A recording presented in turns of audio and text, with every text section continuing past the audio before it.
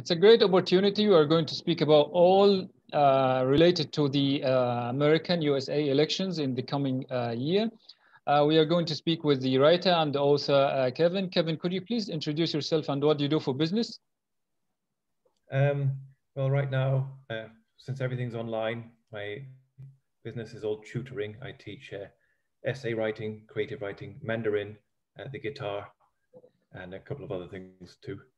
And my interest in American politics goes back to the 2000 general election when, well, I'm not American anyway, but I would have been a bit too young to vote in 2000, which was a very close one between George W. Bush and Al Gore. And the result was contested because Florida was initially given to Al Gore and then went to George W. Bush, and it went all the way to the Supreme Court. Something similar might happen this time because it is quite close in a lot of swing states. And why did you initially get interested in politics, especially US politics? Well, it is the world's most powerful country. I spent a lot of time in the world's second most powerful country, but I also worked in America briefly. And unlike the politics of a lot of other countries, American politics is very binary. There are only two major parties, and elections are always very bitterly contested. And I find them, well, entertaining shouldn't be the right word because it's more serious than that. But I always find it impossible to take my eyes off an election year.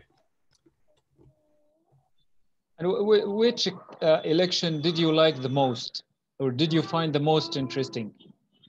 Well, they were all very different. 2008, when I was already in China, so George W. Bush had been president for 2 terms. He was very unpopular by then. So on the other side, the Democratic candidates were Barack Obama, Hillary Clinton, John Edwards, a few others. And on the Republican side, there was Rudy Giuliani, John McCain, Mitt Romney. It ended up being between Obama and McCain. And it was a very exciting election to follow. Obama was always the slight favorite because the Republican Party was so unpopular. And he was almost a rock star candidate. People found him very inspiring, even though he was so inexperienced. Okay, from your point of view, what are the main traits or characteristics that a president can win the elections? Well, so many of the rules have been torn up by Donald Trump because people said to be a president, you had to be sober and statesmanlike and calm and articulate, and he is none of those things. So, I'd still say voters probably still value those qualities, and Trump has shown in the past 4 years. Some people thought he would change after becoming president, and he didn't change at all. Joe Biden is well, he's too old. He's 76 years old, so he'll be the oldest ever president if he wins. But one of Biden's weaknesses, he's always kind of slurred his speech a little bit. He's prone to errors. He's prone to saying the wrong thing. Like in 2010, when Obama's Affordable Health Care Act was passed in Congress, Joe Biden shouted into Obama's ear, "This is a big effing deal." And of course, Biden's microphone was on. So that was very embarrassing. And when Biden first ran for president in 1988, over 30 years ago, he was the favorite to be the Democratic candidate, but he gave a speech, and the speech turned out to be completely stolen from a speech by a British politician called Neil Kinnock. So he had to suspend his campaign there because that was very embarrassing. Don't you think that the US is a place where, let me say, like the politics is an interesting field, like everyone can be a president as long as they become popular? It's an open field, let me say. Yeah, well, it's a quote by George Carlin. In America, anybody can be president. That's the problem. But it takes, well, yes and no. It takes millions and millions of dollars to run a presidential campaign. Part of the appeal of Donald Trump last year was that so not last year, last election, 2016, what some voters found appealing about Donald Trump was that because he was a billionaire, that he used mostly his own money for his campaign, where most candidates need to take donations from banks and Wall Street and arms manufacturers and all kinds of untrustworthy people. And who is your favorite American president so far? Well, it's not anyone within my lifetime.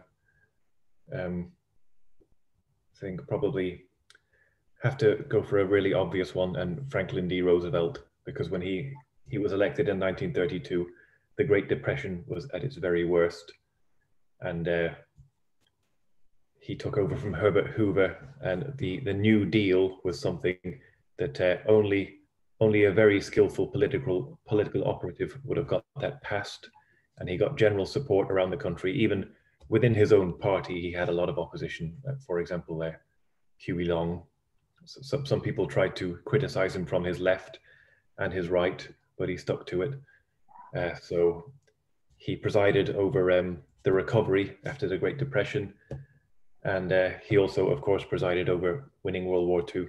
He wasn't perfect. During World War II, Japanese Americans were held in internment camps, which the side, which is something you would have expected from the other side in World War II, but not from the Allied side. But I'd say if I were going to add a fifth president to Mount Rushmore, it will be Franklin D. Roosevelt. Yeah, okay. What about the American states themselves? How do you see the different states? Well, in this election, in both of Bush's elections and both of Obama's elections, the two main battleground states were Ohio and Florida. There were some others that were a bit open, Nevada, Colorado, but and those two, in this election, Ohio and Florida will also be very important.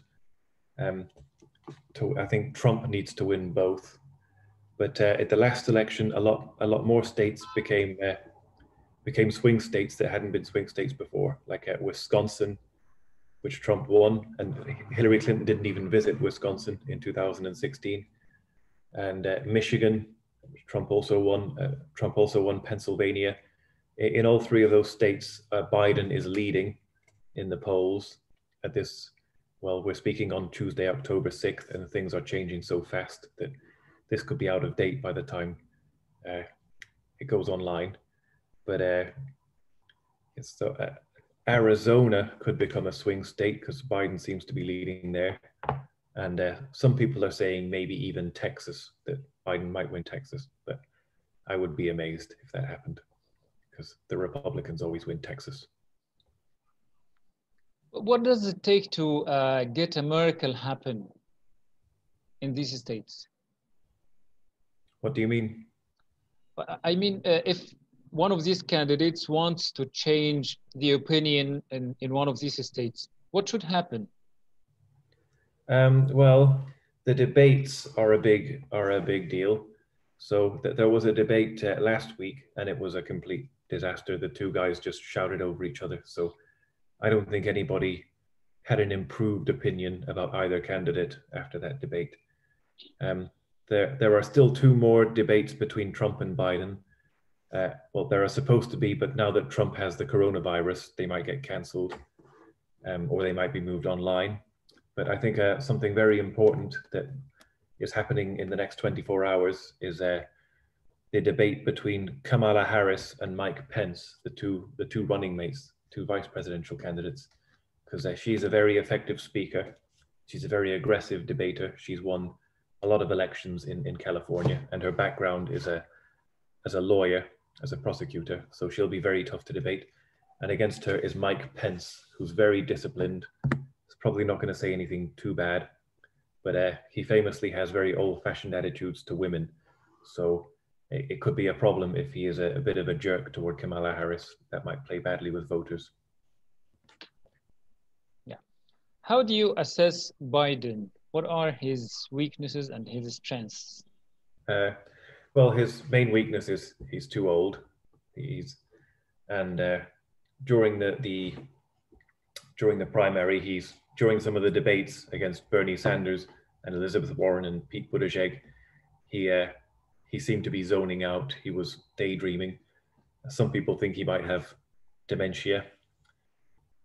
So that's his biggest weakness. And another weakness is he's just the kind of person who often says the wrong thing. His strengths are most Americans think he's a good person. Most Americans don't think Trump is a good person. I think Biden was in the Senate for decades, and he was vice president for 8 years. And because he was vice president to Obama, he's quite popular with black voters. Well, that's not the only reason. And people think he has a strong character because two of his sons have died. He's had a very difficult life, but he's always pulled through. So people admire that in a person. And but I think the main reason why he was chosen to be the opponent to Trump is because he had the most name recognition. Because at the start of the primary, the only two or three of the candidates were very famous, and those were Biden and Bernie Sanders, and people vote for people who they know. Because the other candidates, like Elizabeth Warren or Andrew Yang or Tulsi Gabbard, they were just kind of outsiders. So they're ones for the future. Well, Elizabeth Warren's quite old now, but they're for the future. And I'd say but above all else, he's a Washington, because 4 years ago, people chose one of the main reasons why people chose Trump was because he was a Washington outsider, and they wanted an outsider to go in and drain the swamp or frighten some horses and smash up the system. But I think most people are quite disappointed with Trump. So having a Washington insider like Biden is probably a strength as a candidate. And how do you look at Trump in comparison? Oh, well, he definitely hasn't lost yet because he always appears tough. So that appeals to people. Of course, even most people who vote for him don't think he's a very good person. So even when he says something horrible, it doesn't seem to matter. One thing that Trump has going for him is that the previous Republican president was George W. Bush, who started 2 disastrous wars. Trump hasn't started any wars, so American soldiers aren't coming back in coffins as they were under George W. Bush and Obama. But still, he's not a pacifist, because according to foreign policy, drone strikes are still going on, and there's even less accountability than before. So America is still attacking other countries with the drones, but his as a foreign policy president, he is quite popular. How will the recent civil unrest affect the elections? I'd say, well, 2 weeks ago, I would have said it would favor Trump because civil unrest generally favors right-wing parties because people want discipline. The last election to take place in a time of great civil unrest was 1968, when Richard Nixon won. And people thought Richard Nixon was finished as a politician by then, but he came back and he won, and probably an even more bitterly contested election than this one. So I thought it should favor Trump, but the sort of Antifa, Black Lives Matter, George Floyd protests that happened in places like Portland, they're kind of becoming old news by now, because with Trump getting the coronavirus, everything is about COVID-19. So they probably don't favor him all that much. Do you think that the violence will stop after the elections? No, I think there'll be violence on the streets, whoever wins, because there are so many postal votes that it's going to take time to count them. And all the polls show Biden to be winning, but it's still possible that Trump will win. But if he does, I don't think the other side will accept it, or many people on the other side. If Biden was, Trump has said many times that he won't confirm that he will accept defeat if he loses, because he thinks postal ballots, there's a danger of cheating.